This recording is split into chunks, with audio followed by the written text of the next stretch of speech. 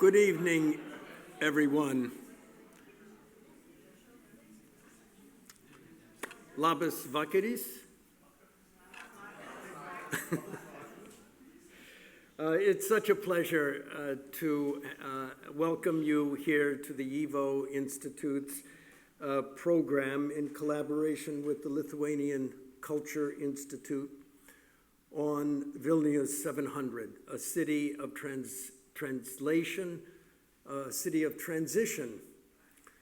As one of my colleagues said this evening, at YIVO it is Vilna every day, but even more so today, as we celebrate Vilna's birthday. And I just found out that Volodymyr Zelensky's birthday is the same as this. So happy birthday, Volodymyr Zelensky. This evening's program is co-sponsored by the Consulate General of the Republic of Lithuania in New York, the Vilna Shoal, and the Polish Cultural Institute of New York. And I am very grateful for this co-sponsorship and this partnership.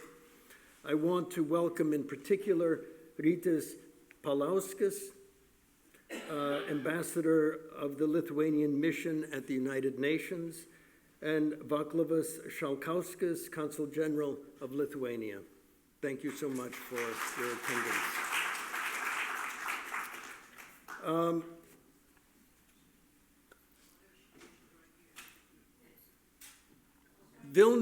Vilnius has a sacred place in the Jewish world. And at the time of the Second World War, it was perhaps a third Jewish. It is the home of the Gaon. It is the home of Jung Vilna. It is the home of the Bund. It is the home of so much Jewish memory, Jewish cultural riches. And so it is entirely appropriate that YIVO, that was born in Vilna, Vilno, in 1925, should host an event such as this. Here today, we're going to be exploring some, and only a limited amount, of the cultural tradition of the Jewish people in Vilnius, in addition to the history of the city itself. We have with us today a very fine panel of scholars, including Laimonas Briedis, a writer, scholar of the history, literature, and geographical imagination of Vilnius. He is the author of, I believe, the best and most comprehensive book on the city of Vilnius, Vilnius, City of Strangers. Laimonas is a native of Vilnius and has lived for most of his adult life in Vancouver, Canada, where he completed a doctoral degree in cultural geography at the University of British Columbia. His creative output stretches from charting a GIS-anchored digital map of the multilingual literature of Vilnius to examining the ramifications of being bilocal, placing questions related to belonging, migration, the diaspora, translation, poetic vision, and memory at the core of his work. He is the author of Vilnius, City of Strangers, as I mentioned, that in The Economist was called a subtle and evocative book, where vanished civilizations and lost empires leave a city stalked by horror and steeped in wonder. The book has been translated into several languages, including German, Chinese, Russian, and Portuguese. Laimonas is the global ambassador for the 700-year anniversary of the founding of Vilnius. His Lithuanian colleague, who would have joined us for this panel, Laima Lauskaitė, is an art historian and curator of exhibitions and lives in Vilnius, but unfortunately took ill and could not join us today. She is currently a leading researcher at the Lithuanian Cultural Research Institute, educated at Vilnius Art Institute with a master's degree, University of Moscow PhD, and Central Institute for Kunstgeschichte, Munich postdoc. Her research focuses on the art history of Vilnius during the early 20th century. She initiated a study of the multicultural artistic scene of the city, revealing activities of Polish, Jewish, Lithuanian, and Russian artists. Lauskaitia is the author of the books Art in Vilnius, Art in Vilnius During the First World War, Raphael Chwolis, The Search for Jerusalem, and albums on iconography of Vilnius. Irina Grudzinska-Gross, another of our panelists, emigrated from her native Poland after student unrest in '68. She studied in Poland, Italy, in the United States, and received her PhD from Columbia University in 1982. She has taught East Central European history, the literature at Emory, New York, Boston, and Princeton universities. Her books include Golden Harvest with Jan Thomas Gross, Oxford University Press, Czesław Miłosz and Joseph Brodsky, Fellowship of Poets, which I had the pleasure and honor of publishing in 2009 at Yale University Press, and The Scar of Revolution, Tocqueville, Custine, and the Romantic Imagination, University of California Press, 1995. She edited books on literature and the transformation process in Central and Eastern Europe and published numerous book chapters and articles on these subjects in the international press and periodicals. Between 1998 and 2003, she was responsible for the East Central European program at the Ford Foundation. David Roskis is the Saul and Evelyn Henkin Chair Emeritus in Yiddish Literature and Culture and Professor Emeritus of Jewish Literature at the Jewish Theological Seminary. He also served as the Naomi Prower Kadar Visiting Professor of Yiddish Studies at Hebrew University of Jerusalem. Dr. Roskis was elected to the American Academy of Arts and Sciences in 2012. Dr. Roskis is a cultural historian of Eastern European Jewry, a prolific author, editor, scholar. He has published 9 books and received numerous awards.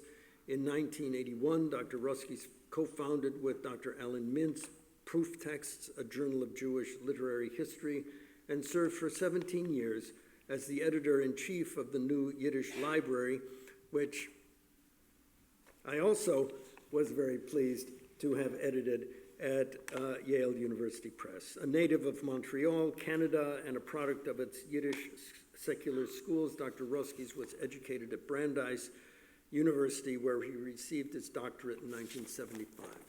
So without more talking from me, I would like to ask Lemonas Briedis to come up for his presentation.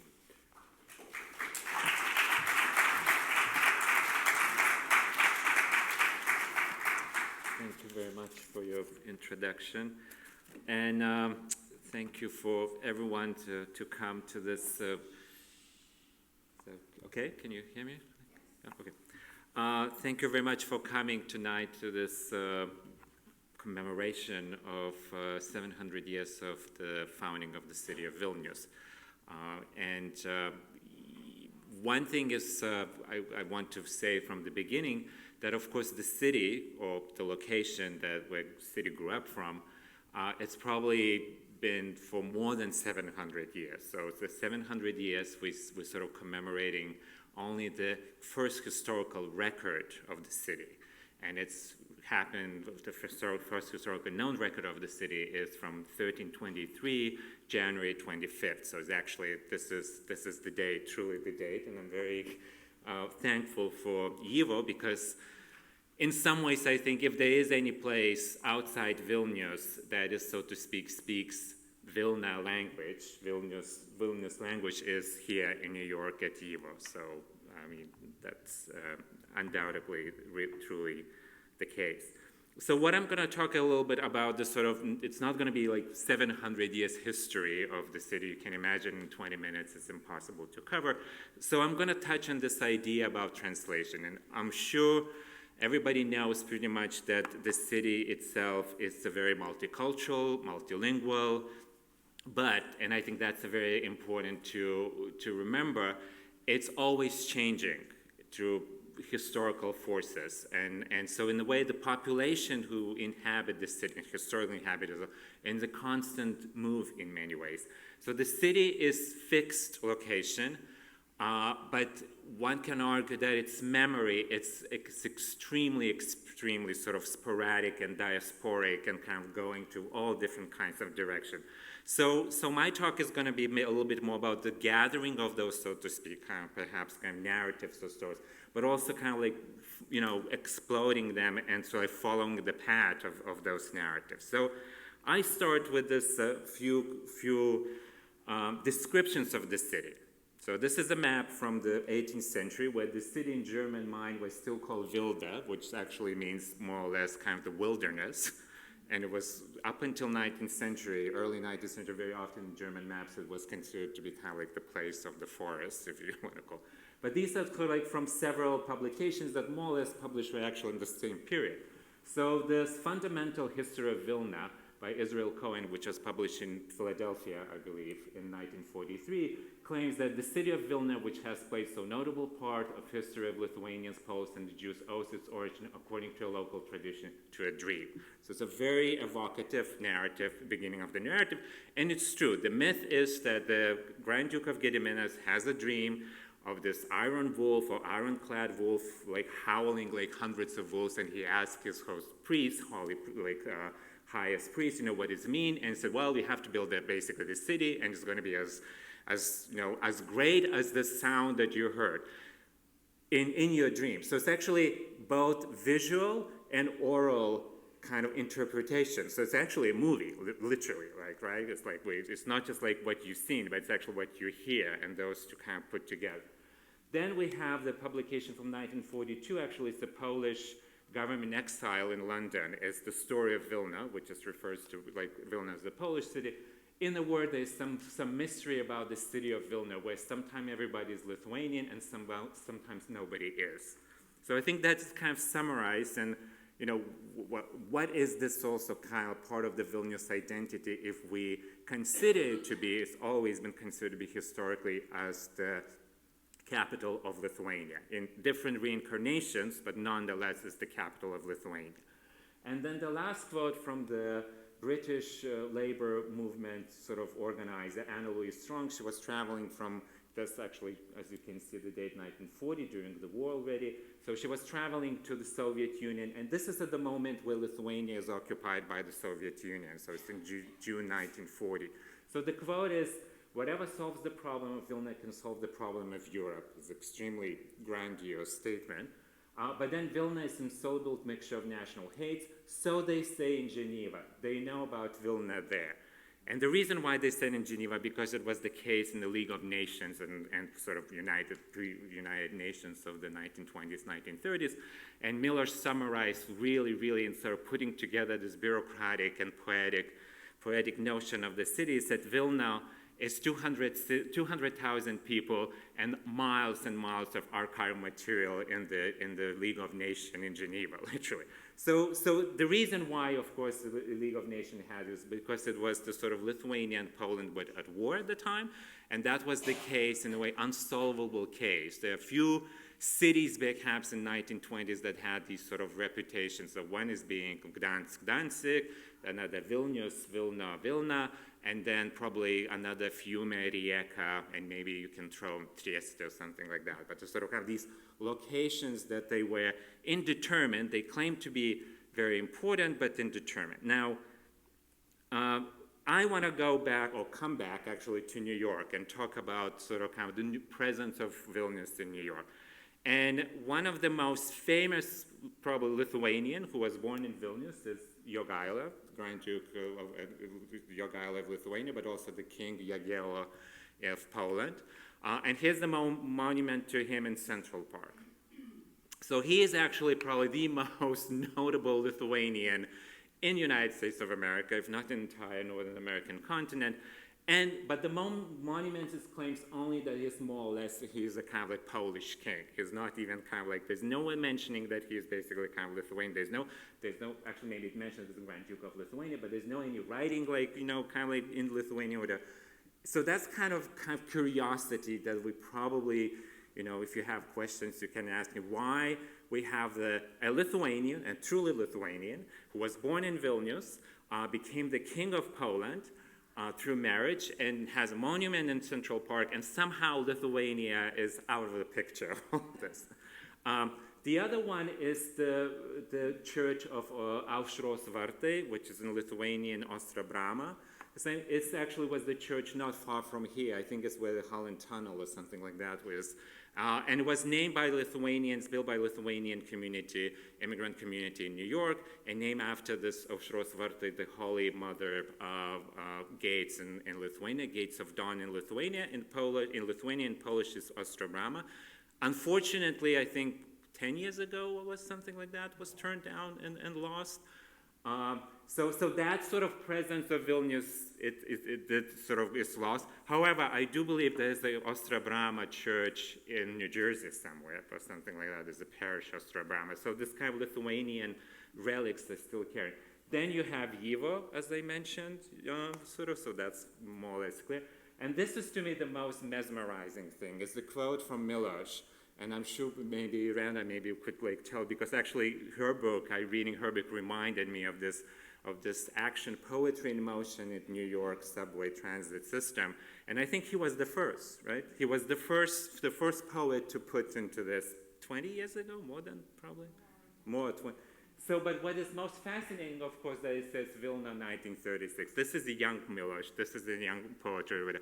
But if somebody probably will look at where that Vilna is, even in 1980s or something like that, I doubted that they would lead them into Vilna or Vilnius. Perhaps they would lead that there's a town in Ontario in Canada called Vilna or something like that. So the kind of like these, this is a truly, truly Vilnius voice traveling in the subway of New York. So here's just kind of a quick overview of those things. And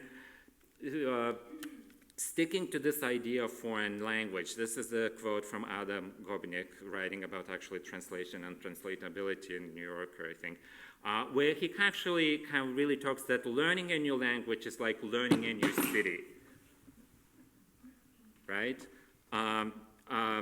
You see things you'll never notice or need once you go to live there, or are habituated by the routine. There's even a very real sense in which it's easier to think in a foreign language if you don't quite speak it than if you do. So here's the sort of the same reflection that I was saying, like in New York, it's a reflection in Vilnius. So this is kind of like monuments of local, which has to resonate with the sort of these transnational, if you want to call it. So here's the opening of plaque of like what's called Miłosz staircase in Vilnius, in Old Town Vilnius. And this is a wonderful picture of Irena Vaisaitė, who passed away 2 years ago of COVID, who was kind of fundamental in Vilnius, creating Vilnius as we know it, so to speak, in the post-war period. But so here's this kind of Miłosz in Lithuanian, English, and Polish. So it's like this. Then we have like Weinrach's memorial text, so in Vilnius, but if I remember, this is only in Lithuanian and Yiddish, although it's interesting enough, he spent the last decades of his life in New York, so American. Then we have the grandfather, Gediminas of Jogaila. He's dismounted, actually, when Jogaila in New York was, so this is kind of grandfather, literally, like the founder of Vilnius, the grandfather of Jogaila. And then we have like this Ostra Brama, Aušros Vartai, Gates of Dawn, which actually very important pilgrimage sites for Polish pilgrims who come from Poland, from contemporary Poland. So again, everything is in Vilnius is kind of like, exploding into like and leading to different places. So here's the sort of narratives of Vilnius foundings, as I call records and narratives. This is the original letter sent by Gediminas to the cities out in northern Germany, dated 1323, January 25th.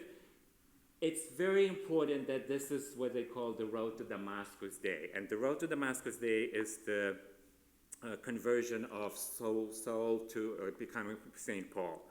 And this is very kind of like, the letter itself indicates that, please come to our city and to our country and settle, and we offer all the religions freedom of religious freedom. And whoever wrote that, it was a monk probably at the service of Gediminas, who was pagan at the time, and he was pagan for all his life. So put this kind of like idea that probably dating on January 25th, it's actually important, indicating that Lithuania is going to accept, so to speak, kind of like Christianity. I don't know, nobody knows if Gediminas was aware of that or not, of the symbolism of that day. But anyway, so in this kind of like historiographical mode, Vilnius comes with this sort of promised conversion to Christianity, but it wasn't delivered. But here's a completely different take on this kind of founding of Vilnius, of Vilna. It's from Moyshe Kulbak's famous poem, Vilna, written in 1926. And it's again kind of playing with this notion of a dream, but the dream comes from a completely different source, right? And the sort of kind of like, so and it kind of refers to this great, you're a city, you're a dream of a cabbalist, great drifting in the universe, cobweb in early autumn. You're a dark amulet set in Lithuania. So we have these kind of like constantly changing sort of reinterpretations, perhaps, depending of the sort of historical records, but also mythological records. So here's a very brief of what I think about, translation. So it's interesting to say that the symbol of Vilnius is St. Christopher. And again, he's a very ambiguous, ambivalent sort of a saint. He's one of the saints, a shape-shifting and chimeric saint, because actually in the Byzantine version of St. Christopher, he's always portrayed having the dog's face, literally, so it's the kind of like early version of shape-shifting sort of creature. But he's a protector of travelers, ferrymen, bookbinders. I found that fascinating that those put together. The healer of toothache, and to me, it's like and eye ailments, and guards against storms. So this is kind of like when it was probably in 17th century, or even maybe earlier, the kind of Lithuania, Vilnius kind of selected that too. And so here's the meanings of translation that I applied to the city. First of all, it comes from Latin. To translate, to carry across, and hand it over, which kind of means many things: to circulate, to transport, to transfer, to disseminate, to explain, to make more accessible, transform. Then, of course, we have a translation, a rendering of the same ideas in different language from the original. Then we have mistranslation that happens all the time in the case of Vilnius, an incorrect translation. And my favorite was overtranslation, where unnecessary translation. Translation giving information that is not in the original, or using words in broader meaning, or translation of things that should have been left as they are. So some things cannot be even perhaps translated in kind of talking terms. And then this kind of famous Italian saying, traditore, translator, trader, that always like translates in their position to kind of like change the meaning. So in Lithuanian narrative, Jogaila is very often plays this kind of role, traditore, basically, because he's translating pagan Lithuania into the kind of like Catholic or whatever. So it's kind of like he's one of those creatures, so to speak, who's like working in this translation, but from the Lithuanian perspective, often led into the sort of some kind of treacherous kind of like aspects. So in the city itself, this translation happened. Probably the most evident case is like basically we have this flag on the castle hill and Gediminas Tower. And when each new power comes in, this is probably beginning from the late 19th century, that every new power comes and puts the flag. So this is kind of like very important symbolic translation. It changes the form, condition, or nature of the city, so to speak. Whoever rules, whoever comes, and usually, obviously, it's the army rule, it kind of puts the flag. So this is just a combination of these flags and whatever. But there is a very interesting aspect of translation of Vilnius based on gender, because in different languages, local languages, Polish, Lithuanian, Belarusian, Russian, even German and Yiddish and Hebrew, Vilnius has different genders. In Lithuanian, it's a masculine gender. Nobody knows why and how it changed more or less from probably Vilna to Vilnius, but that's a debate for linguists. But that changes, obviously, how the city is imagined and how the city is narrated, depending on the gender. So for Lithuanians, this is kind of a very masculine figure, although, naturally, always you assume it could be sort of kind of have a mothering symbolic role. But in Yiddish, for example, in Hebrew, it's actually, as Abba Kovner's, I think this is a Hebrew poem, in Hebrew language, Abba Kovner's, it's a very clear that this is kind of like a mother city, literally, as they call it. And I maybe David can a little bit elaborate on that sort of aspects of the city when he talks. The other aspect of translation is what I call it place in motion. And this is a meaning where translation literally means removing relics from one place to another.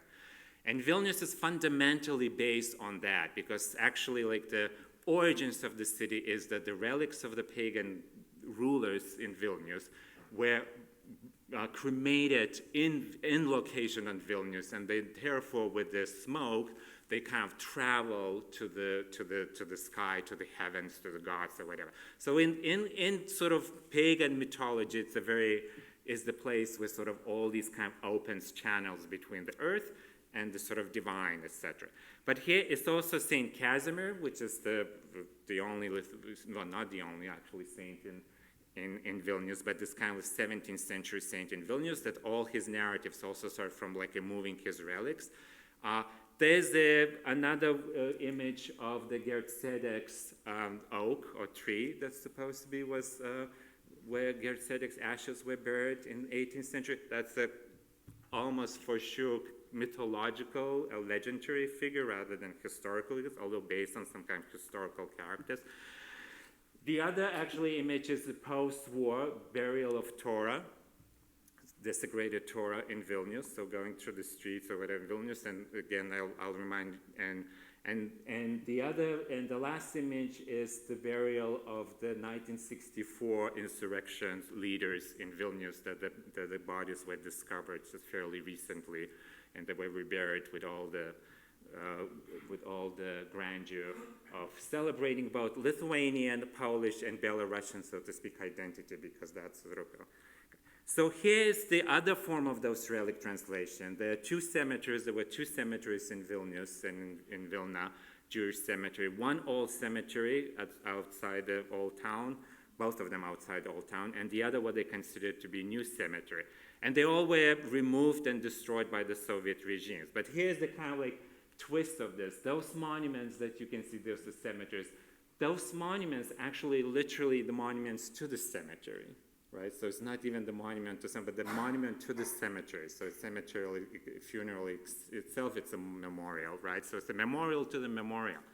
And the one that is sort of new on the bottom actually literally said this is a monument and dedication to the American heritage abroad. I found that kind of fascinating. It was put by Jewish organizations from America, and actually literally saying is guarded, so to speak, now as an American heritage abroad. So we're kind of a full circle of all these relics.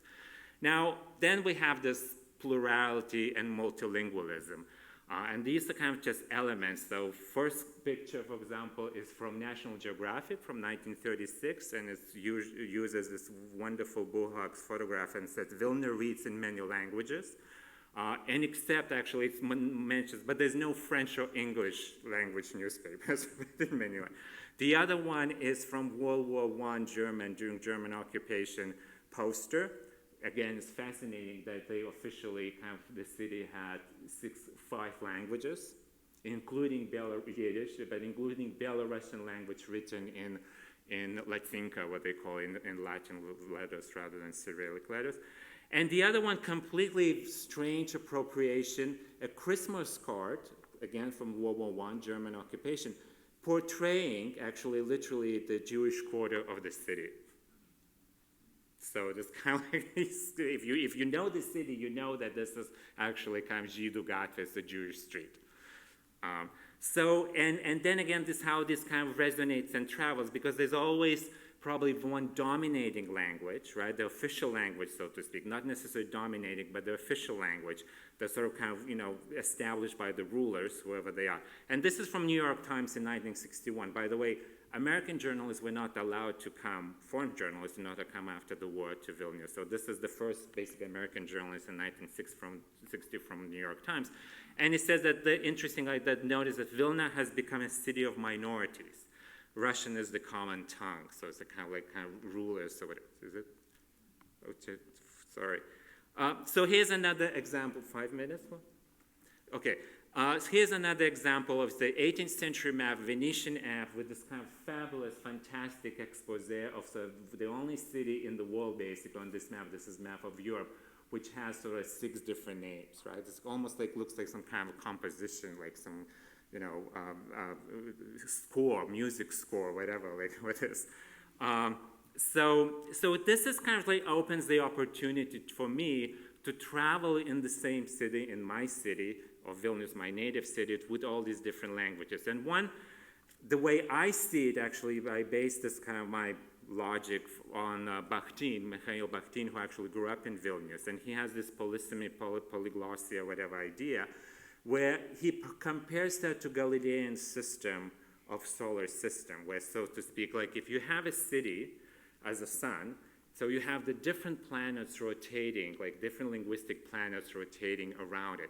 And actually, interestingly enough, I just remember that Miłosz tried to write a novel about some kind of, science fiction novel about some kind of planet that like different languages or something like that. Maybe, Rana, you remember that. So it's kind of like this idea that it is a system on its own with these different worlds kind of circulating, right? So here's another sort of example how the language itself, kind of different languages could be integrated into the sort of kind of like the city language. Now, Vilna, as I mentioned, was published in English, originally written in English. This is probably the only, basically, the still history book on Jewish Vilnius. But it was published in America in English. And I'm so glad to find out that recently was just recently republished or translated into Lithuania with the title of Vilna rather than Vilnius, kind of like indicating sort of like this sort of associating, although it still has to say Jewish Vilnius, something like a history of Jewish Vilnius. So as Vilna in itself cannot stand it. And I finished this long sort of finish on this, what I call untransmutable translations. There's one meaning in this translation is to convey to heaven without natural death.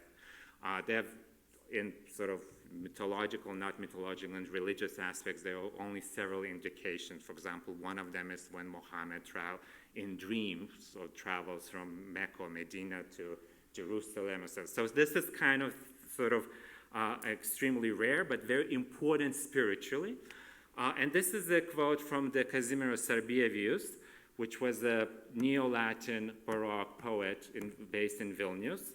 And this is kind of like his Galilean take on that. He describes in this poem is the way he basically, you can die, or you don't die, and go above, we're talking about 17th century, and see entire globe, sort of kind of, this is a really wonderful poem.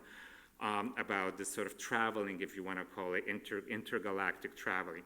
And so, but he really travels from this Baroque Vilnius, so to speak. But here is another thing that I think is absolutely, it's impossible to translate it, that kind of related to that heavenly, if you want to call it, aspect. And I distinctly remember that the people that I met in New York, actually Mira Van Doren, who told me that her memory of Vilnius, and she told me was when she was a child, is the bells ringing and the carriage sound. So in a way, it's like before the war, the bells play very important role in Vilnius. So here's the description of at the time of Sarbievius Vilna. It's from the David Frigg's books about the 17th century Vilna. The cacophony of Vilna bells and calls to worship meant that all Vilnius citizens were constantly reminded of the fact that they were sharing the city with a number of other confessions and religions, which could have led attention and resentment. But it also meant that a citizen of Vilna had a good sense of the rhythm of life, all of those others. Surely, Vilnians knew immediately wherever a given bell was intended for them, and if not, who among the neighbors was being summoned and for what purpose. And here's Lucis Davidovich's descriptions in 1936, or 38, or 39. Though Vilna political history was seldom evident in the monuments, Vilna's history as a Catholic city was faithfully preserved through the centuries. In 1938, the commanding presence of the Catholic Church was everywhere visible, audible, palpable. The spires, gables, belfries, crowded towers, and crosses of the churches dotted the horizon. They could be seen on the hills, from the riverbanks, on the dense web of the streets. The sound of chiming and pealing church bells seemed always to fill the air. And here is actually Miłosz writing in his diary of 87. I was troubled for a long time by the question, when did the bells fall silent in Vilna? I asked G.W. She didn't know. She, in turn, asked many residents of Vilna orally on in letters. No one could provide an answer. Maybe they were felt silently gradually. Maybe instead of 40 churches playing, fewer and fewer played. Or did they fall silently one day in response to an order? Did someone's hand remove them, and whose? Now, Miłosz was, in his kind of one of the probably important poems, Bells in Winter, which has this idea of apokatastasis, which is restoration of all things as they were, so to speak. This is a kind of a religious aspect. To me, this poem probably summarizes the most topographical presence of Vilnius. And in the end, he lists basically all the churches, not all, but like at least a third of the churches of Vilnius, kind of like ringing the bell and creating this huge edifice over the city. So if you know the churches, actually, if you really kind of spot it, it's actually really creating this topography of Vilnius. But Miłosz probably didn't read this part that I discovered, you can find in Hermann Krug's diary. He describes in 1942, when at 12 o'clock in the night, so this is 1 year of the German Nazi occupation of Radio Vilna, at 12 o'clock tonight, the bells of all of Vilna churches will announce to the city that the hour of our new year is approaching, a year since Vilna was liberated. June 22nd, 1942, after midnight, the bells rings mysteriously. Following the order of the Committee for Celebrating the anniversary of the German-Soviet War, at midnight, the bells of all churches of Vilna started ringing. It was a horror symphony, a music that chilled the blood. Standing in the courtyard, listening to this night in the ghetto, I felt completely desolate. It was a reminder of our past, a movie show of everything we have experienced here. I really felt as if my blood had frozen. After the celebration of the sad anniversary, anniversaries will follow incessantly. A year since they marched into the city, a year since we began wearing the patch, but also a year of waiting, even more than so far, a year of waiting for the end.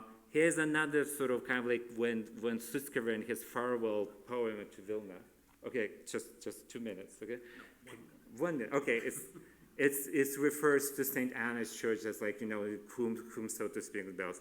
And Lithuanian poet Judita Vaičiūnaitė actually describes this in the post-war Vilnius as kind of like what she calls the requiems and ashes that comes to sort of the absence of the sound. And here I finish with the Miłosz quote, and maybe then Irena, that's sort of Irena now, right? Yes, okay, sorry for taking. That's okay. Thank you so much. Thank you so much. So I want to invite Irena to the podium, but in response to what Laimonis was talking about, the translatability, and since he brought up the Crook Diary, I do want to mention something that happened when we were editing the Crook Diary, translating and editing the Crook Diary at Yale University Press. One day, one of our editors came to the managing editor, and she said, there is a person named Sarah on page 2. And then there's another person named Soira on page 8. And then there's another person named Sarah on yet another page. And she said, I think it might be the same person, but I don't know. She asked me. I said, don't ask me, call Benjamin Harshav, who has translated it. They called Benjamin Harshav, and his answer was this. Of course, it's the same person, but in this part of Vilnius, she thought of herself this way. And in this part of Vilnius, she thought of herself this way, and yet a third way when she was somewhere else. And so this translatability that Lemonis is talking about was not simply a matter of external languages and social behavior, it was deeply internalized into the psyche of the Jewish population, that they became, their identities were shaped by this fluidity of self, which is a hallmark, it seems to me, that I hope maybe we will be able to talk about as we go farther in this discussion, a hallmark of a Jewish culture of that part of the world. Irena?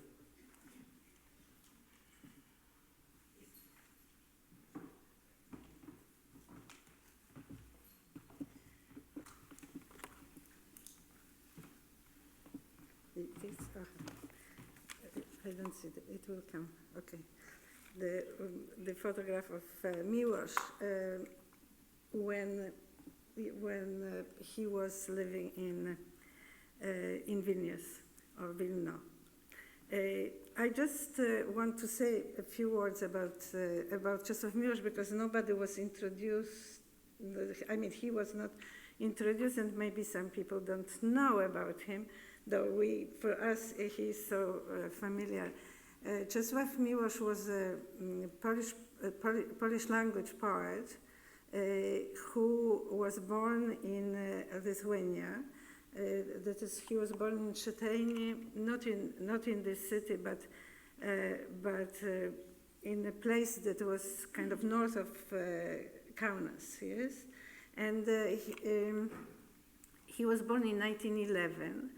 And he went to Vilnius to study first in a gymnasium and then at the university, where he completed the studies of law in law faculty. And he was a Polish language person of mixed background, some Lithuanian, probably Polish, probably, who knows, German, maybe Serb even. He never really declared his allegiance to one nationality. He was always talking about himself as a Polish language poet. And he grew up in the landscape, so to say, that you just heard described. That is in a place which was multilingual and in which he was, in a way, traveling in one language, basically, besides languages that he was learning in school and so on.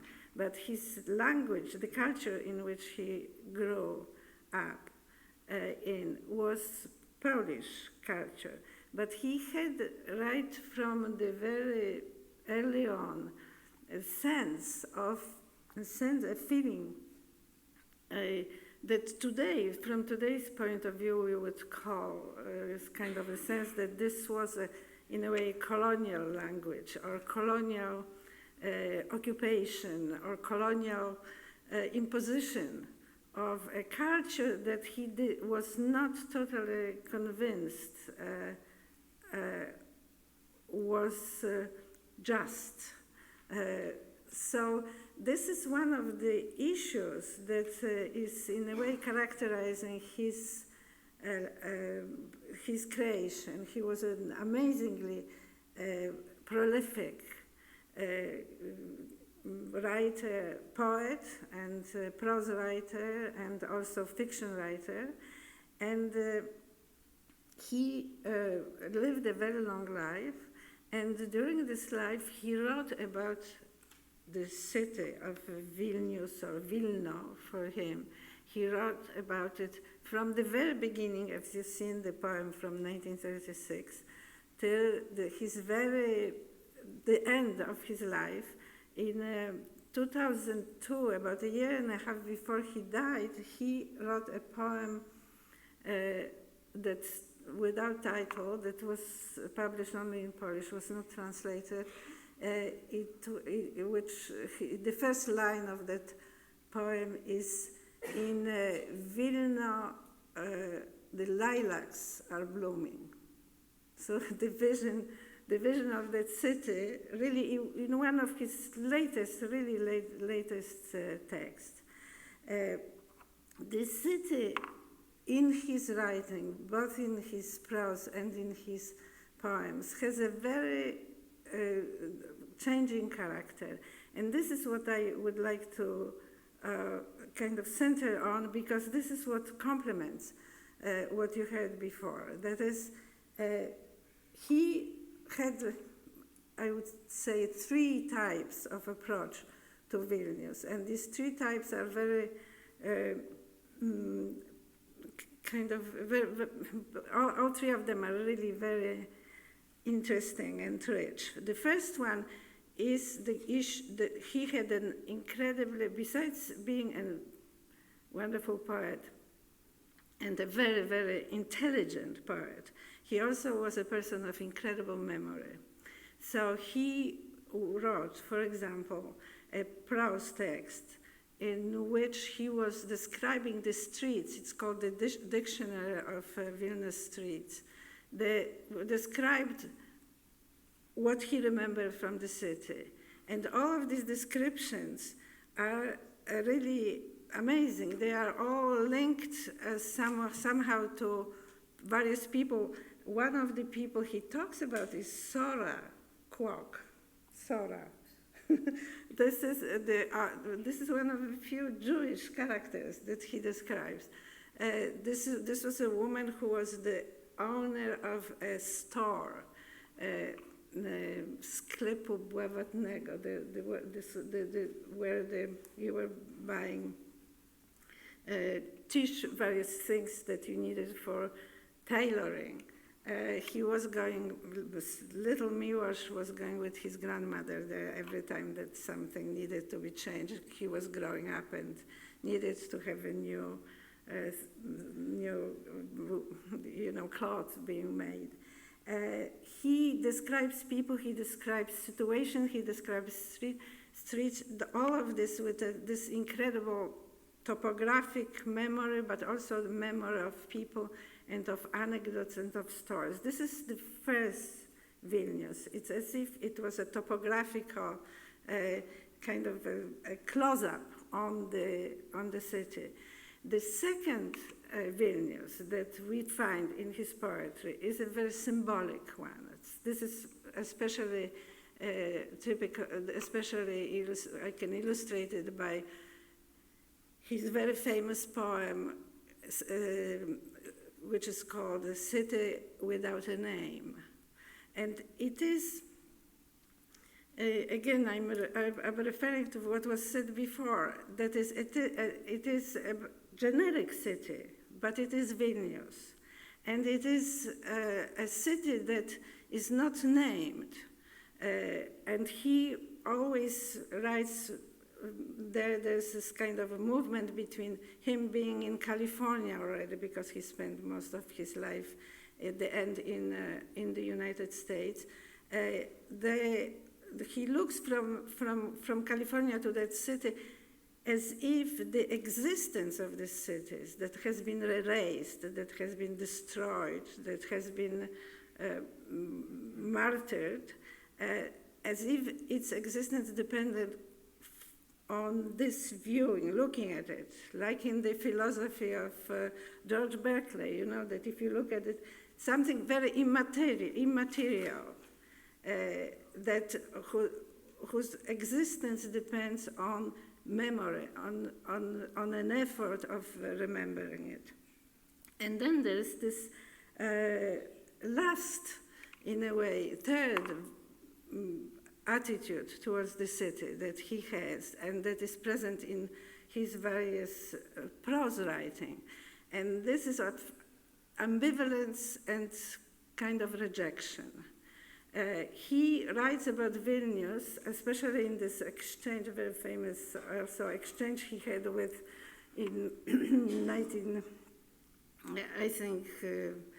78, Tomas Venclova, the Lithuanian poet, about the city of Vilnius. And he writes about Vilnius as about a place to which he really owes a lot, because this was his youth, he learned a lot there, and that he had there established a certain model of being with friends, with groups of friends, based on the spirit of the city, which was inherited from Freemasons that were there. That is the association, kind of the value of the association between equals, between people who are friends.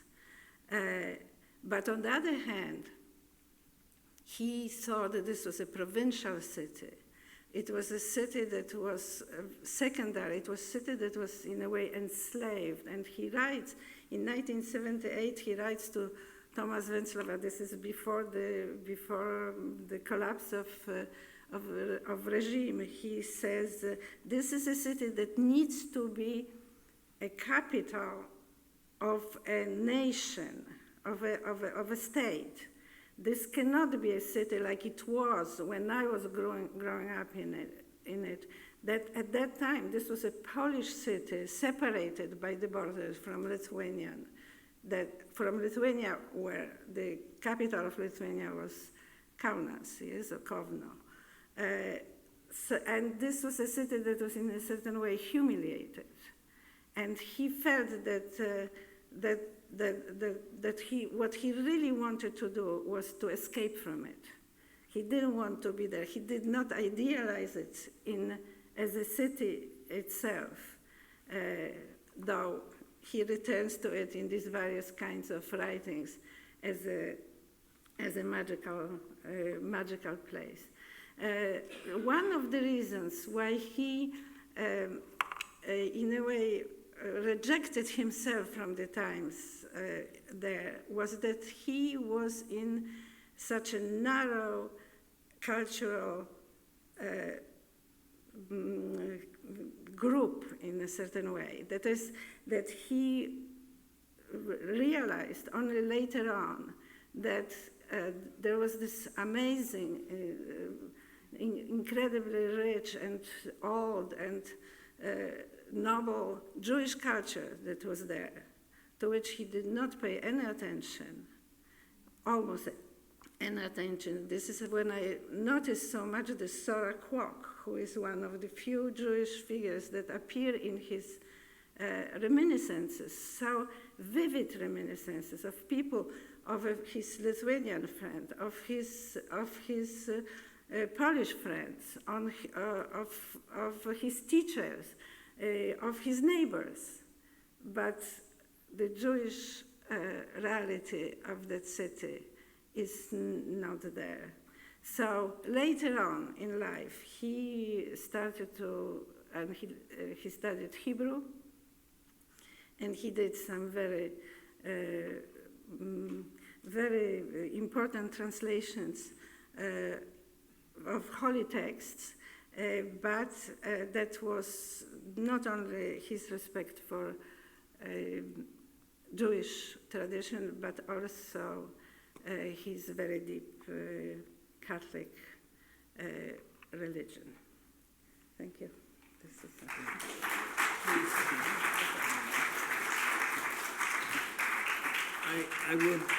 I would like to remark in response to what Irena was saying about memory. Of course, for Jews worldwide, and especially those in Lithuania and those who care about Jewish history of Eastern Europe, memory is one of the single most important elements of what you might call our collective consciousness. I gave a lecture in Vilnius in 2011, I believe it was, on Yivo. And at the end of it, a young woman came up to me, and she was in tears, and she was a Lithuanian woman, young woman, and she was weeping openly. And I assumed that she was going to tell me that her family had been involved in the massacres and atrocities of the 1940s. And I said, please, you have nothing to feel guilty about. You are not yourself guilty. And no, she said, it has nothing to do with that. Nothing whatsoever. She said, I was born in Vilnius. I have grown up in Vilnius. And until today, I did not know that there had been Jews living in Vilnius. That is the extent to which Jewish memory was erased from that city by a combination of the Holocaust and then Soviet suppression. And it is therefore a double sorrow for the Jewish people and a joy as well to think about Vilnius.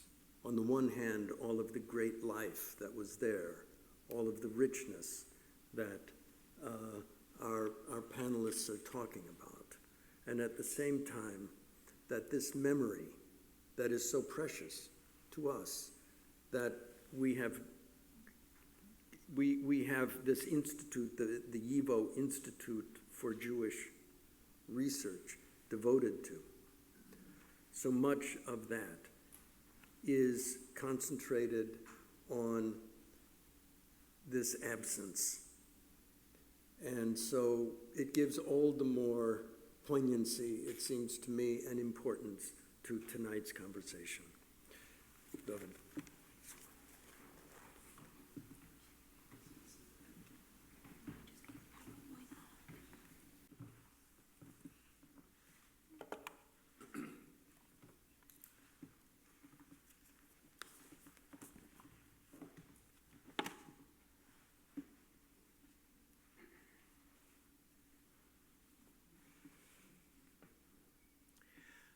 Google Maps are useless if you want to visit Yiddish land. Knowing that I would be speaking about the 700th anniversary celebration of Vilnius, I booked passage to Klaipėda on the Cunard line and took along this map. There it is. This Yiddish street map of Vilna, which lays around the one-man Vilna archive, had so helpfully inserted into the huge picture album, Yerushalayim Delita. But before I left, the actor, David Rogov, who worked here at YIVO, gave me a piece of advice.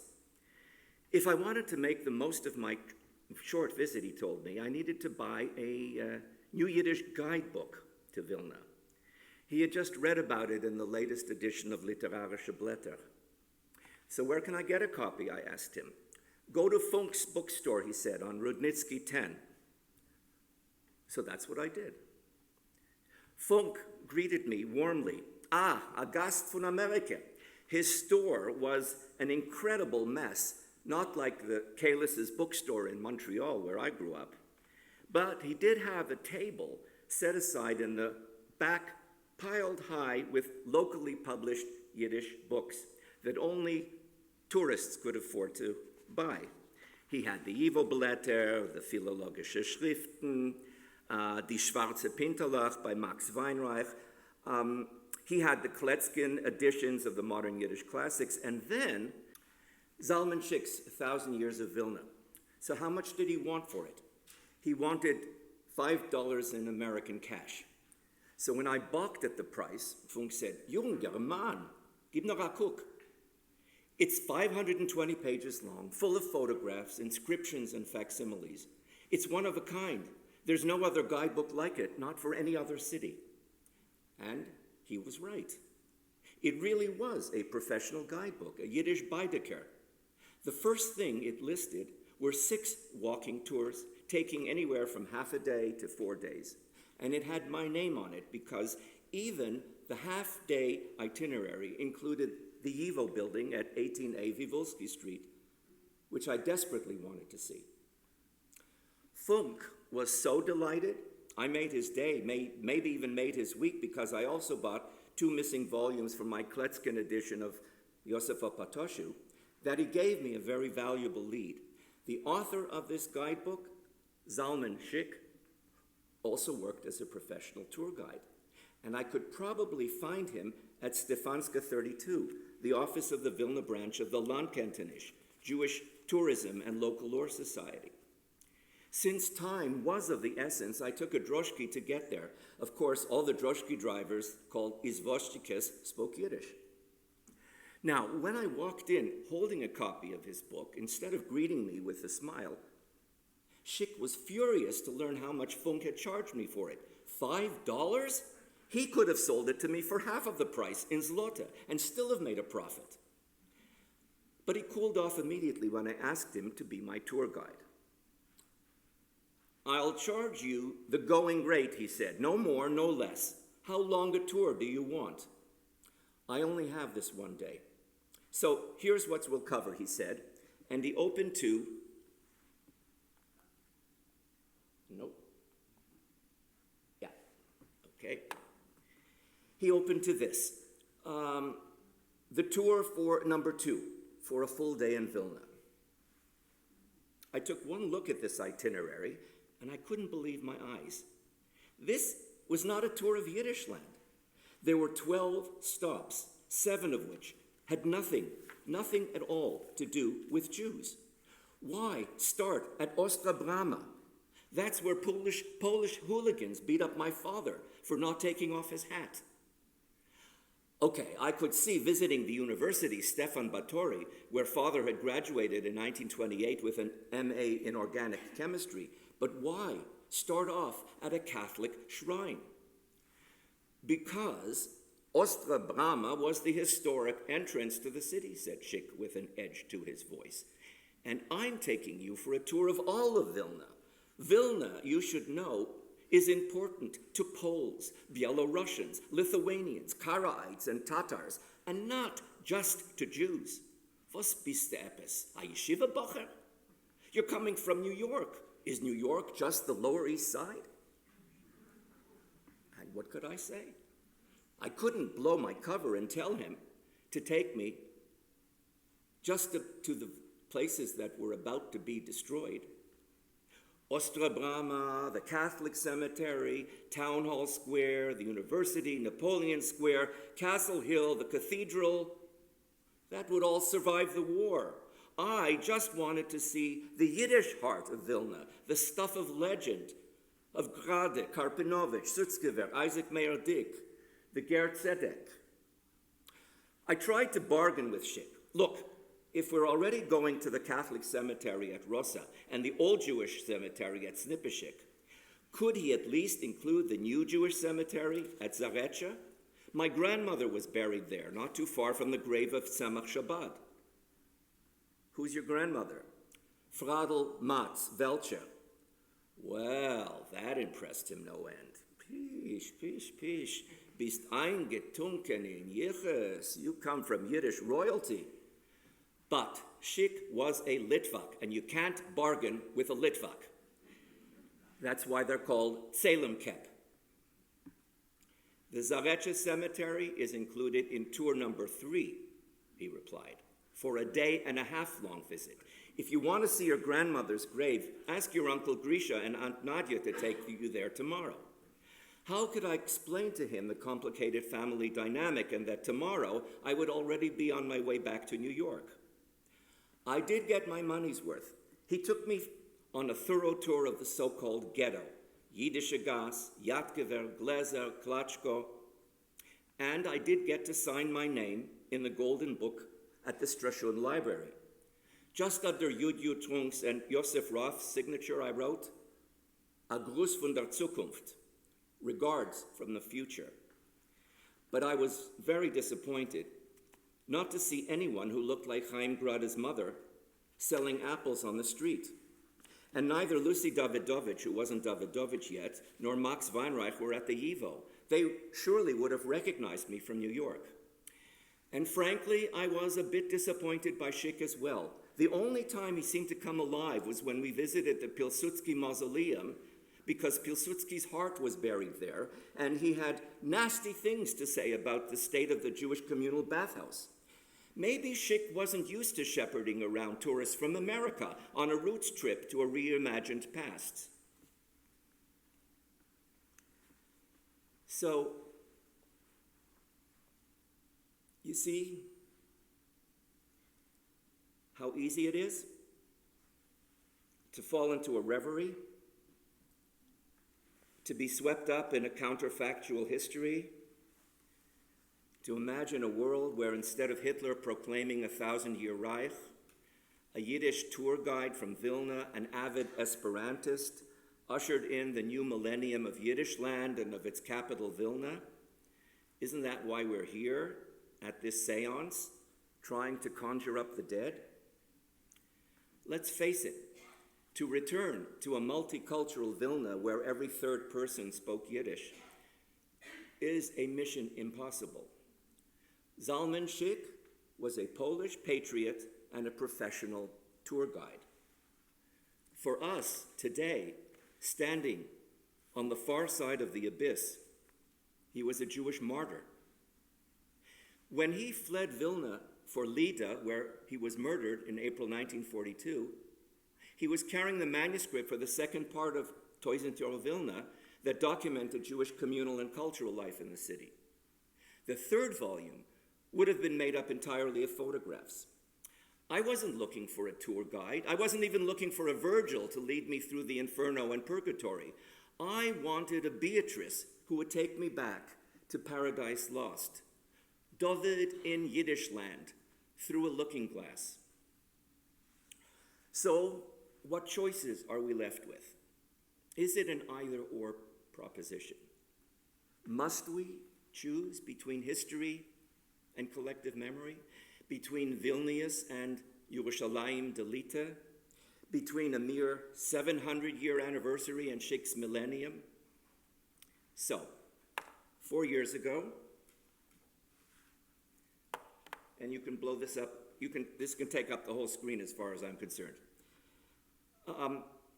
I did go back, for real. For 3 glorious days in the summer of 2019, on the historic campus of Vilnius University, I and 17 of my colleagues retraced Szyk's itinerary across space and time, through history, fiction, poetry, architecture, graphic art, photography, ethnography, and yes, other guidebooks. And those of you who are watching via Zoom will receive a link to the special issue of the Lithuanian journal, Colloquia, with the conference proceedings. Look at how many logos appear at the bottom of the poster. These are the governmental agencies and academic institutions in Lithuania that sponsored this conference at significant expense. In every respect, the key to this conference was its subtitle, collaborative. Today, it is no longer possible to go it alone. Time travel must be done in more than one language. Yiddish alone, Hebrew alone, English alone, Lithuanian alone, Polish alone. Each is but one route, one itinerary into the past. No one genre, no one discipline can do the job. My day job for over half a century was teaching Yiddish literature. Over the years, I've learned to wear more than one hat. So, the ship we must board must be collaborative, multicultural, and interdisciplinary. But the secret of success is to buy your own ticket. Having a personal stake is essential. At the bottom right of the poster, you'll see an invitation to a public symposium. It was held at the main auditorium of the National Library of Lithuania under the auspices of the Judaic Research Center run by the indefatigable Lara Lempertas. And this is what happened. Rather than invite a keynote speaker who would bore everyone to death, I asked each of the conference participants to choose a personal memory site in or around Vilna. Lara would find an image of the site and project it onto a screen, while each presenter had 5 minutes to explain his or her choice. My first instinct was to choose the 2 bulvanas, the half-naked male torsos, that still hold up the balcony at the entrance to the former Tischkevich Palace, where my mother was born. Instead, I chose the house where Isaac Mayer Dick had lived in the 1870s. Dick was the first writer to turn Vilna into the natural habitat of Yiddish. Avner Holtzman from Tel Aviv University chose the building that housed the Tarbut, Hebrew Teacher Seminary, and that hosted Bialik's visit in 1932. For Vilna was almost as much a mecca for modern Hebrew literature as it was for Yiddish.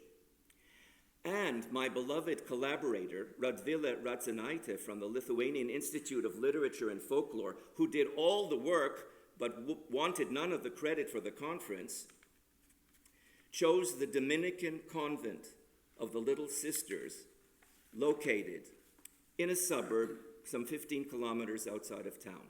Why? Because this is where Sister Bertranda, or Anna Borkowska, the Mother Superior, together with 6 other nuns, helped to save a group of members of Hashomer HaTzair from the Vilna ghetto by offering them temporary shelter at the convent.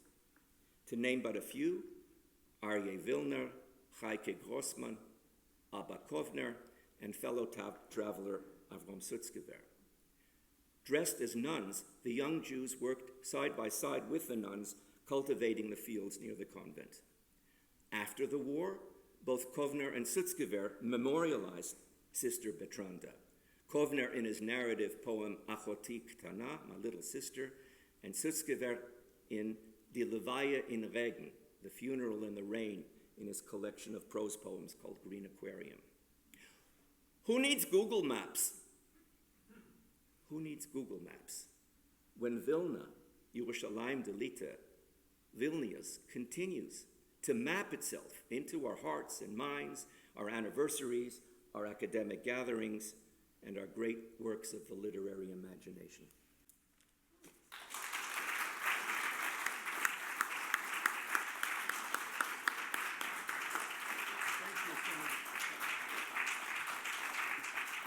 Thank you so much, David, for that very, very interesting reverie, recollection, dreaming, and I hope we can talk more about that dreaming. Now, Laimonas is going to provide us with the talk that Laima was going to give us had she not gotten ill.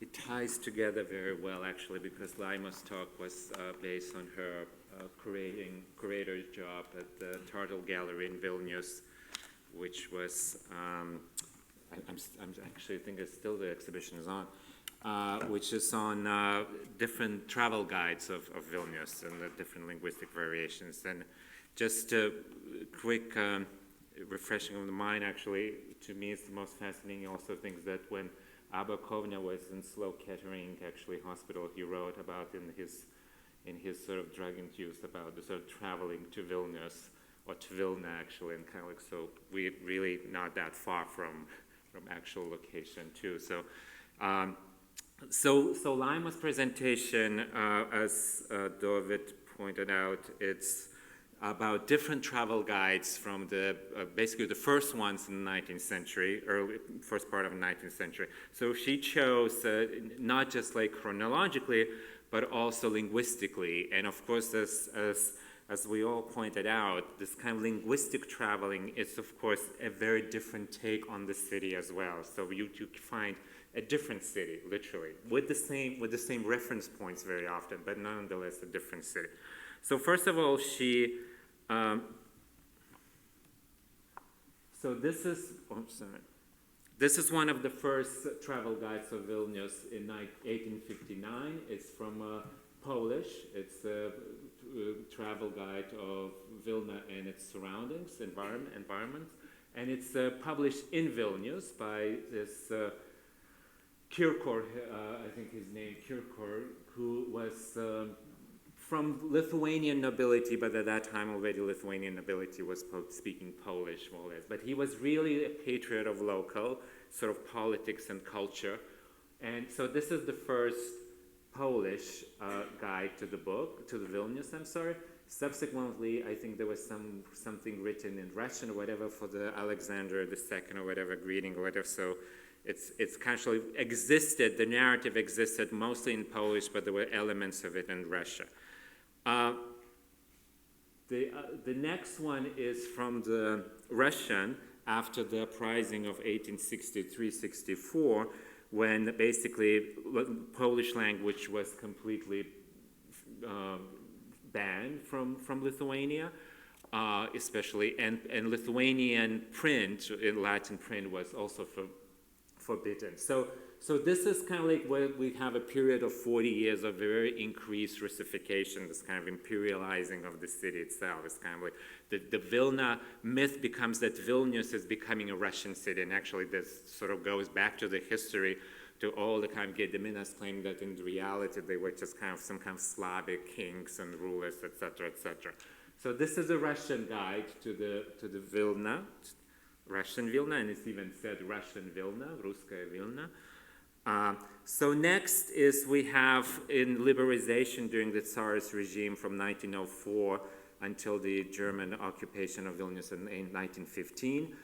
This is kind of like where Polish language and Lithuanian language and all different other languages actually were allowed, and publishing really flourished actually. In such a small town, like no more than 200,000 people, there were about 17 publications in 6 or 8 different languages, etc. So this is kind of like, if you call it like it was sort of a golden age of imperial Vilnius, or Vilnius, and sort of. What is interesting that this, both of those images, paintings from Mstislav Dobuzinski, and Dobuzinski was a Polish-Russian origin artist that grew up more or less in Vilnius, around Vilnius. His father was actually kind of high official in Tsarist government.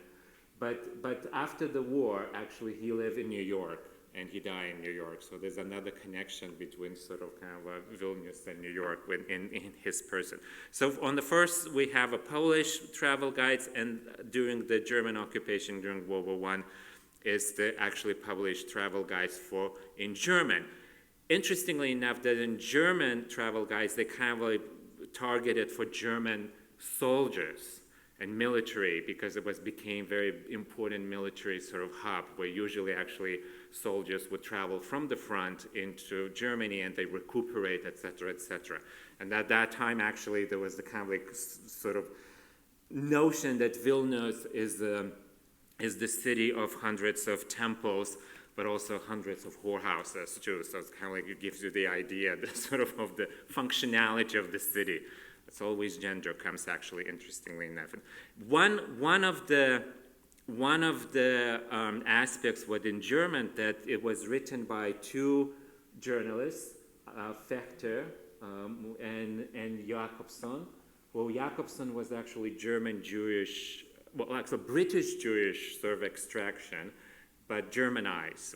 And so this is the first probably attempt to enter the city from kind of different angles. So if you travel with this German Wanderstund in Vilna, so kind of traveling in Vilnius guides, oh, I'm sorry, this is what it is, then you'll find that these sort of kind of references going to different kind of parts of the city, where initially most of the tour guides, frankly, actually completely ignored Jewish part of the city, which was so present, right? And sort of like, but nonetheless, this is not.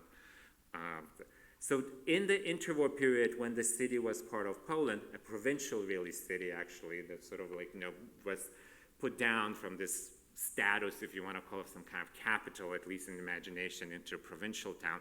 But actually it was very active Polish publishing, but also Yiddish language publishing in about Vilnius and discovery. So I think on both sides, Polish and Yiddish especially, they have these what they call kind of local research or something like that, so kind of like would collect information about the city.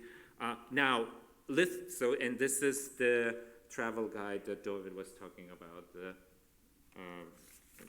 Lithuania at that time didn't have access, or most Lithuanians did not have access to Vilnius. And the way Vilnius was created in Lithuania, but it was completely almost kind of fictionalized aspect of Vilnius, because the reality is that it was, so to speak, literally out of hands to most Lithuanians.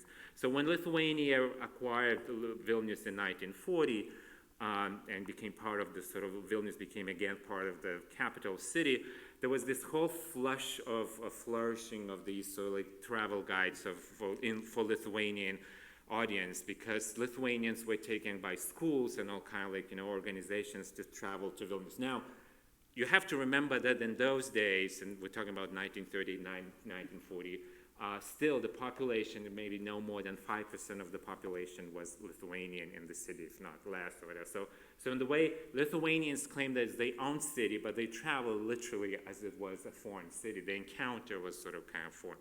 And finally, during the Soviet period, there's sort of kind of, especially from the 60s on, because for the first decades of the post-war period, basically it was absolute silence about sort of the past, and the city was created only as sort of some kind of Soviet land or something like that.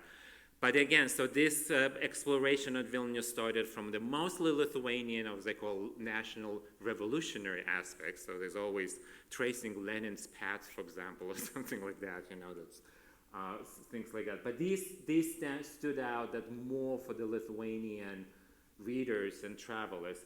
Once again, most of multicultural city disappeared. So in the way, it was kind of like, on the one hand, presented that it is kind of like, as they call brotherhood city or something like that, the different nationalities lived. Yes, you never encounter any Jewish narratives, or for that matter, even Polish narratives in these travel guides. So here's the very brief summary of these Vilnius travel guides. And actually, my dream is, and maybe you did that, like, in that symposium, my dream to go to travel with all of those kind of each travel guides, and literally, like physically, to experience, because most of what they described, except for the rightfully so, except for the Jewish cemeteries and the Great Synagogue, it's still there. So thank you very much for this, and maybe hopefully we have time for a little talk or conversation. So. Thank you so much.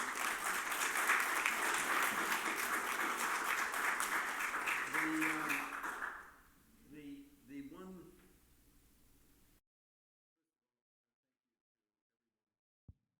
On the panel, the one thing that struck me so much from looking at those travel guides is that I know those streets from just being there in the last 15 years. I know those buildings. It's amazing. There's something that endures, some deep, enduring spirit of the place. And I would love to talk about that more. Unfortunately, we are already about a half an hour over.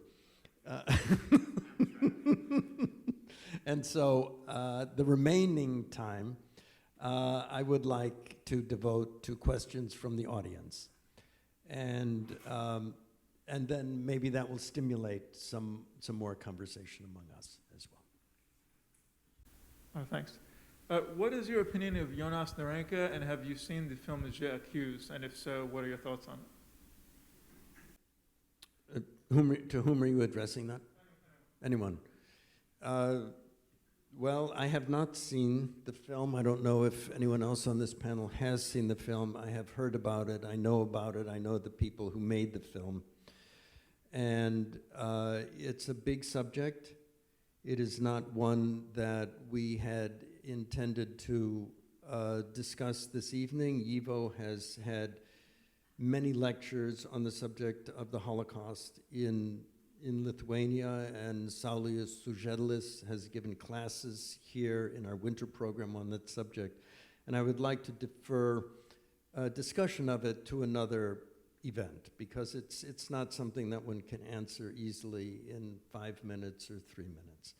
But it's obviously a film that raises profound issues of memory as well, and the complexity of the political and psychological, emotional, historical, social situation back in the 1940s that is very much like the landscape, still there. It is still there. But we must live, and we must have a future. And so sorting these issues out, or even discussing them in the most general way, is something that I'd be happy to talk to you afterwards about that. I'd like to say something. when we had this conference on Zalman Sheikh, the reason we chose it is that it came out in September 1939. And the ground rule for those 3 days was we were not allowed to go beyond September 1939.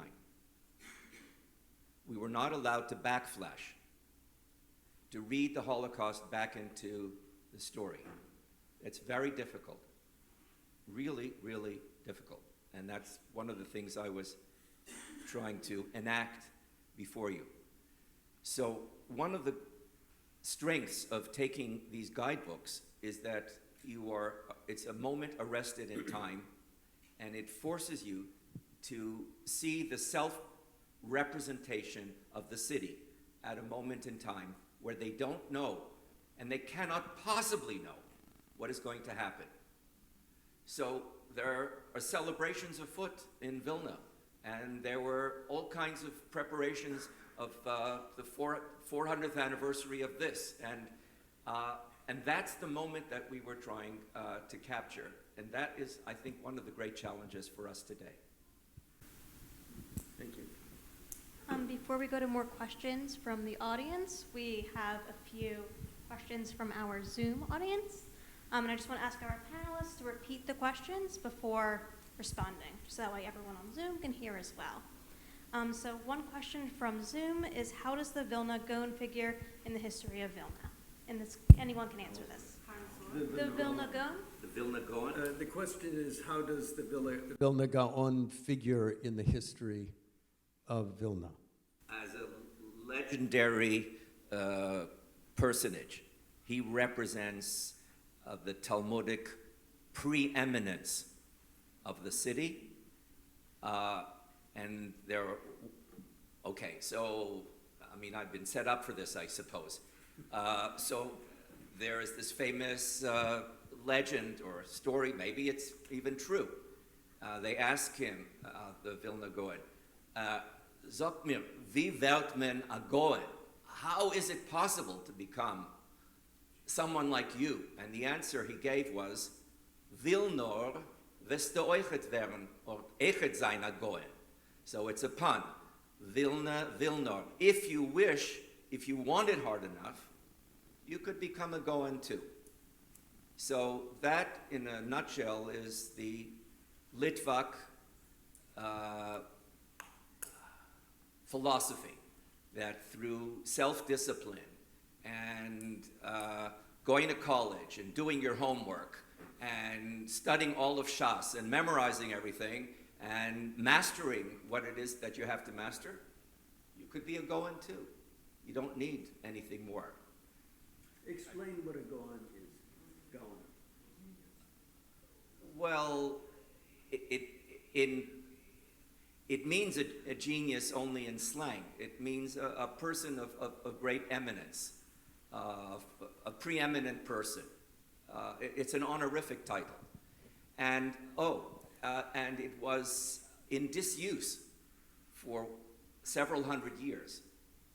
No one, at least not in Europe, was designated a Gaon until him, and then no one after him.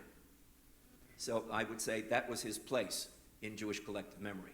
Can I just add one thing about, because it's just remember, Abba Kovna actually wrote somewhere is that he remembers as a child going to great synagogue and his father showing this sort of in the synagogue like a cannonball that's supposed to be gone, stopped and prevented to crash into the synagogue.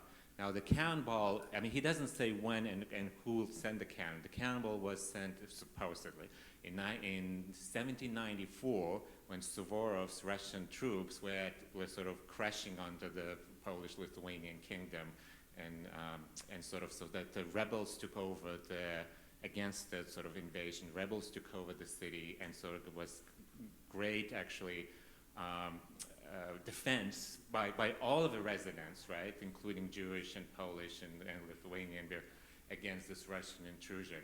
And Gaon's supposed to be like prevented this cannonball to go into the synagogue. So maybe that's also answered partially the question. Okay. Is there another from Zoom, or should we go? Zoom, and I just want to mention we have 400 people joining us on Zoom. That is from around the world, so that's exciting. So one other question from Zoom is, one moment, why was the Vilna Shas created in Vilna in particular? The Vilna Shas. Why was it? Yeah, why was it created in Vilna in particular? Well, the answer is very simple.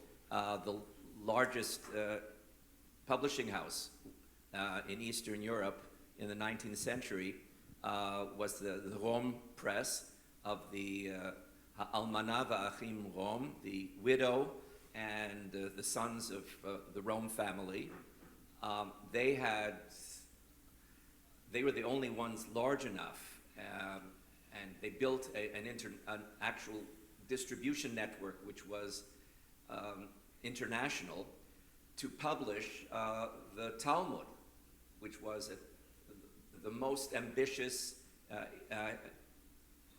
Hebrew printing undertaking. There was no other printing press in Eastern Europe. In fact, under the Tsar, there were only two places that were allowed officially to publish. One was in Zhytomyr, which was in the Hasidic south, and they specialized in mystical tracts. And then there was the Rome press. So they were the only ones who had the wherewithal and the staff. But the font in which the Vilna Shas was printed was created by Eliezer Lipman Matz, who was the stepfather, I suppose, of the family that I come from. My grandmother was Fradel Matz, who was married to Yehuda Leib Matz, and that was the second publishing house. So the font was created in Lithuania in the 1830s, and only the Rome press in all of Eastern Europe could have published the Talmud, and it did. Thank you. If I understand the question, it is that our guest has said that he has lived in New York, I guess, another Eastern city for many years, a Lithuanian, and wonders why it is that so few young people know much about Lithuanian history and also the Jewish history of Lithuania, and what can be done to increase awareness of this. It's very much like the story I told when I gave that speech in Vilnius. I can say as an educator, and I would like to hear what others on our panel have to say about this, but most young Americans know very little about American history. And we have nothing but historical dramas on television, but people don't really care about history as such. It's a struggle that we go through continuously at the YIVO Institute. How do we get young people to be interested in their own history, their identity? And how does that identity, how does Lithuanian history influence Jewish identity, as well as how does Jewish history influence and have a part in Lithuanian identity?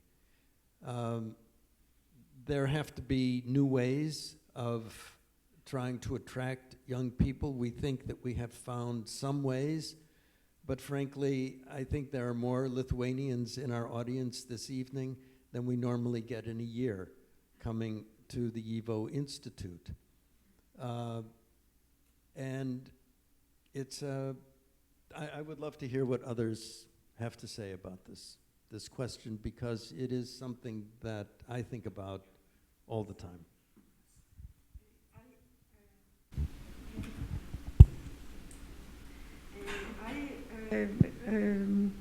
Rereading some writings by Miłosz for this evening, I was reminded of an experience that he had and that I had many years later, That is that when I, for the first time, came to Vilnius and traveled from Poland by car, from Suwałki and this part, for the first time, through Troki, I had a feeling that I knew that this was a revisit, in a way, that it was something that I already knew. It was all so familiar, the landscape, the places, and the city of Vilnius. And it was all because of Adam Mickiewicz, and it was all because of literature. And then I read Miłosz, and Miłosz talks about coming to Vilnius as a young man and also knowing, absolutely knowing the city and knowing the place, having the feeling of something familiar. So my recommendation is literature. That is reading. Of course, it is very difficult as far as America goes because of the culture is not so centralized, and the reading list is very long and very diversified. But this question reminded me of this incredible kind of strange experience in which I was coming to a place and I was thinking, I must have been here before. And this was the first time. I'm glad that you, yes, I think the answer is translation in a way, because I mean we have to like live in this sort of kind of like melange of languages, and I think we, you know, here we're talking about Vilnius in English, which is kind of like, you know, this is where we found almost a common ground in the foreign languages to the city, basically. So one thing is the translation, and I'm glad that you said about Mickiewicz, for example, and I always said that when people ask me what the writers, like Lithuanian writers, is, I said, Andrade and Mickiewicz. And I said, well, but they didn't write in Lithuania. I said, that doesn't matter, because they describe the same exactly as that scenery, the direction, and the sky and everything. If you read Grade's stories about Vilnius, especially Vilna, you'll know the city. That's a literal way. You know the contemporary city actually in one way.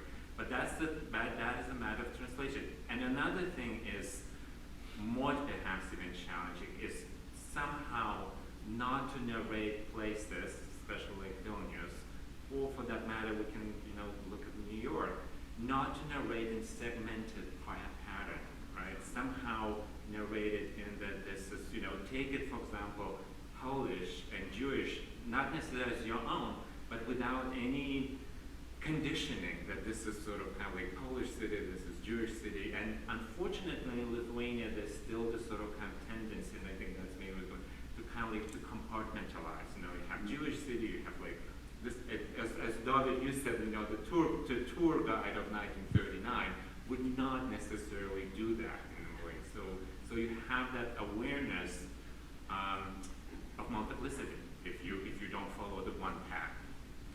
And I'm going to break ranks with my colleagues who are professors of literature, and I too. I'm a professor of literature, and say the answer to your question is birthright Lithuania.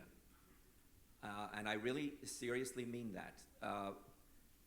Take people there, young people, on walking tours of Lithuania until you have actually walked the streets, until you've actually climbed up the mountain, until you've seen the landscape. That's where I would begin, with a guidebook in hand, with any guidebook in hand. That's where I would begin. Pardon me for adding this, but I can't resist.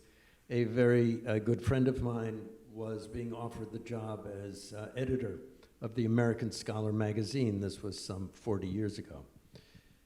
But he said the question that all of the members of the board had was, how are you going to attract young people to the magazine? And as we know, the American Scholar is a rather intellectual and stodgy magazine, conservative and so on and so forth.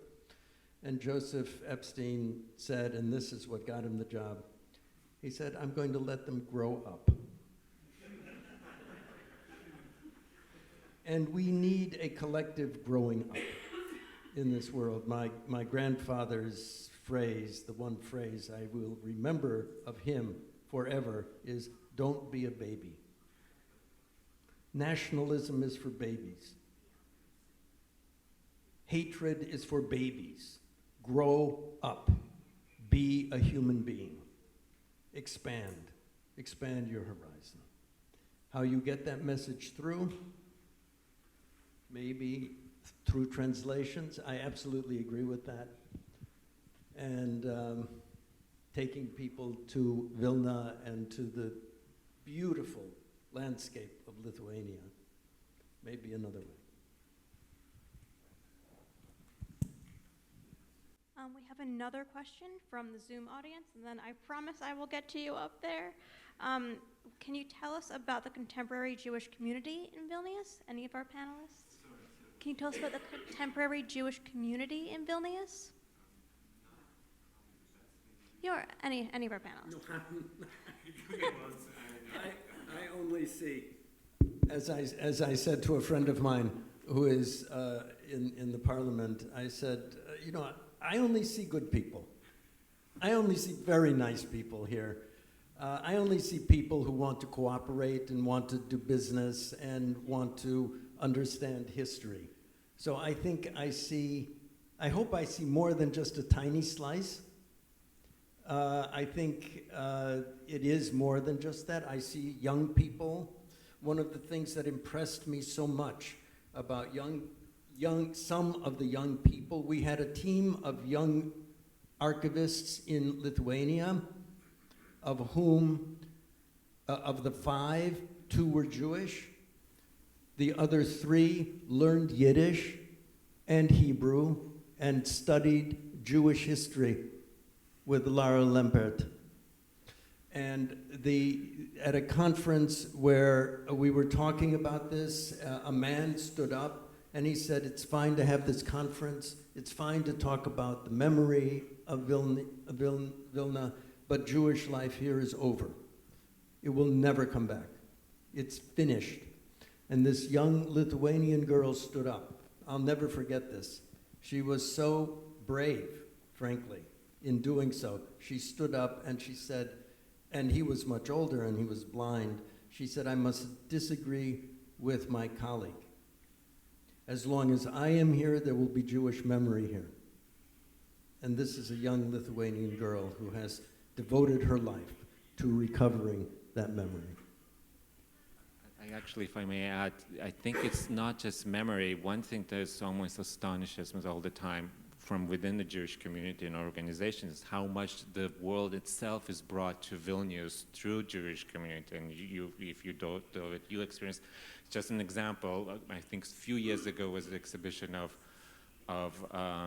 Lazar Segal, this great modernist Brazilian artist, an exhibition. He was born in Vilna, in Vilnius, grew up there. And so bringing something from within, but bringing from a broader world, I think that's really, to me, the most almost kind of a magical component of Vilna's and Lithuanian Jewish communities. So. Okay.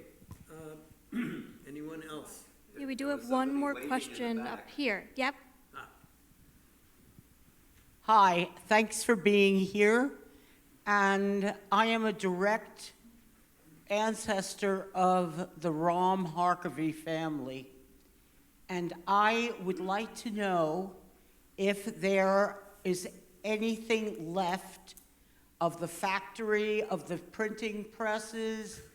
If I go there, will I be able to see anything at all? The plates and all of that, the Rome press actually closed around 1901. So the answer is no. I think there is a building. Someone, Israel Lempertas, took us to a building and he said that's where the Rome press had once been. but already in the 1920s and 30s, it was a thing of legend. Anyone else? Julia? Is there anyone else? Okay, I will be right there, I promise.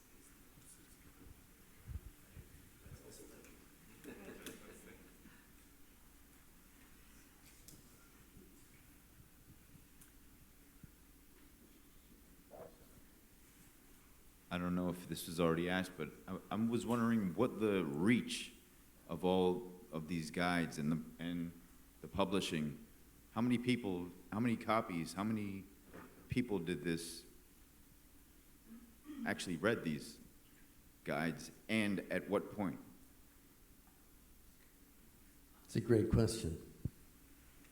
To own a Vilna Shas was the most coveted possession of an Ashkenazic Jew of a certain class, and they were reprinted and reprinted and reprinted, and to this day you can, I own my late father-in-law's set of Vilna Shas, but it was published in New York, and it takes up half of my library.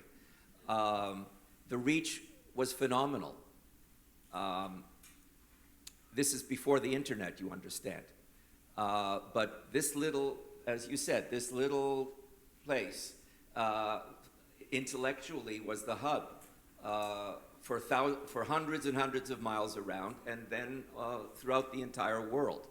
So whether these are sacred works or whether these are secular works, Isaac Mayer Dick was the first professional Yiddish writer, and his little chapbooks were distributed in tens of thousands of copies, and then were pirated in more tens of thousands of copies. So yes, so this little city, and the Jewish part of Vilna is tiny. That's why you have to actually walk it, because it looms so large in our imagination that when you actually walk the streets, and it'll take you 15 minutes to walk the circumference, you understand the power of this small and concentrated group of Jews and how it was disseminated everywhere. Do we have time? Yeah, we can do, I think, one more question. Yep. Does anyone have? Yes. I will try to get the mic to you.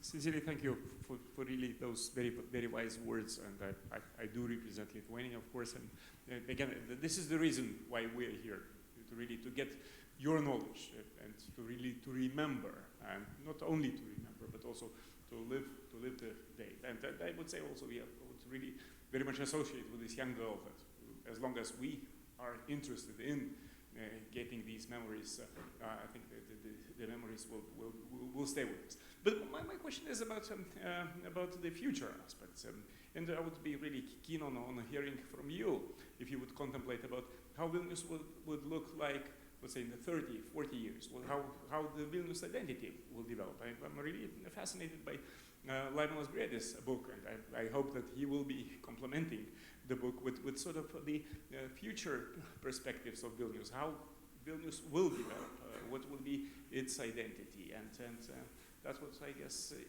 will be interesting at least to dream about, not only to get with the memories. That's I'm on the spot. I think I'm going to say something sacrilegious, basically, because judging from the history, Vilnius always changing and becomes something else, basically. So I don't know if that's the. It's just I can only comment what was in the past, but I actually think, to be honest, and again, this is influenced by current situation, that quote that I mentioned about that Vilnius, so to speak, is the kind of like from Vilnius, you understand Europe in a way. So it's the kind of fundamental. By the way, probably many people know it, that Vilnius is at the geographical center of Europe. Now, what that geographical center is a matter of debate because it includes part of the so-called European Russia, right? So until the Urals. So if you include that, then basically Vilnius is at the center. But I think yes, I think it's tied up to the future of Europe in many ways. So on the other hand, again, judging from the history, it's very easy to me to imagine, to be honest, to imagine Vilnius something else, linguistically, cultural. Not necessarily that's going to happen, but I'm just saying because when you look at the past, it's still the same city, the same, at least for the last 200-300 years that we kind of like have records and literature, whatever. But it's different people. And that's what is the most amazing about Vilnius. It remains, it preserves that, yet with different people. So maybe that's the answer, I don't know. I will,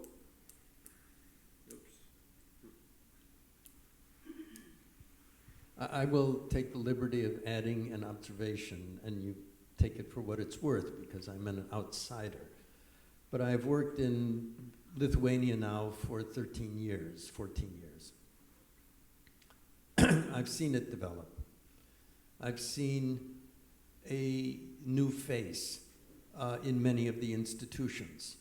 And it is and I'm very grateful for it. I see an openness in many people with whom I work. I see a willingness to continue that.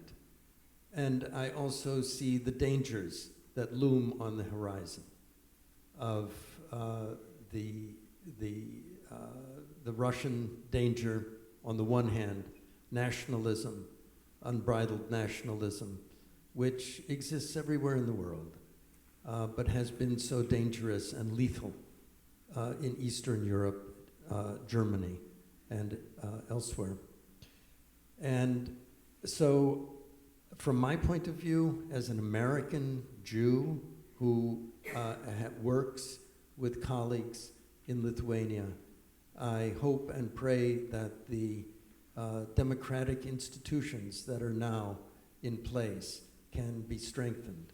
And I hope that the collaboration with the Evo Institute and with other institutions that are similar can help to strengthen this. And I think that one of the things that I would like to encourage my colleagues in Lithuania to do is to create other pathways of collaboration, partnership with other institutions, such as Evo, educational institutions, cultural institutions, that promote the kind of thing that David is talking about, exchange of people, exchange of scholars. We have had Lithuanian young people come and study at Evo in our archives and work with our archivists. And then they go back and they bring with them something that's important. We have had young Americans go to Lithuania and stay for a month or two to work in the archives. And when they come back, they bring with them something important. And I think that if these pathways of exchange can remain open, and of course that all depends on resources and the goodwill of the individuals who are at the head of government and major institutions like the Lithuanian National Library and other such institutions, then I see an open, healthy, growing society. I don't think it will ever recover the multicultural richness that it had in the 1920s and 30s and so on. Might be a different multicultural. But maybe a different one. Yes. I mean, in all, still Vilnius is, and people agree, it's still quite multicultural, multilingual place. It's, so it's what we still have. I think it's already we can, sort of build on that basically. So, and again, I was in last summer in Vilnius, and this the fact that it's about, I don't know, 50, 70 or thousands of Ukrainian refugees in the city, right? It's completely changed the dynamic and kind of linguistically how kind of like, you know, different like language now come in and out. So yes, that's actually to me just a reminder how in some ways easy for the city to shift into one direction or the other, right? So especially linguistically, because it's really audible thing, it's palatable thing in the city. Okay, thank you all.